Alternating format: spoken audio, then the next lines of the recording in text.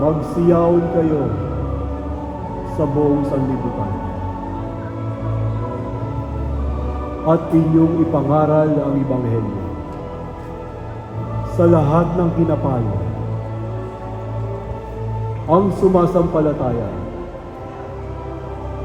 at ang mabautismuhan ay maliligtas. Datapwat ang hindi sumasampalataya ay parurusahan. Ang lahat ng kapamahalaan sa langit at sa ibabaw ng lupa ay may bibigay sa akin. Dahil dito,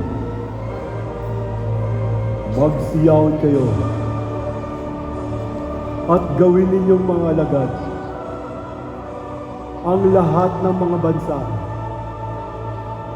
na sila ay inyong bautismuhan sa pangalan ng Ama at Anak at ng Espiritu Santo,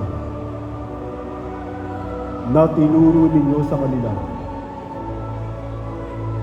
na kanilang ganapin ang lahat ng mga bagay na inuutos ko sa inyo. At narito, ako ay sa inyong palagi hanggang sa katapusan ng sanlibutan.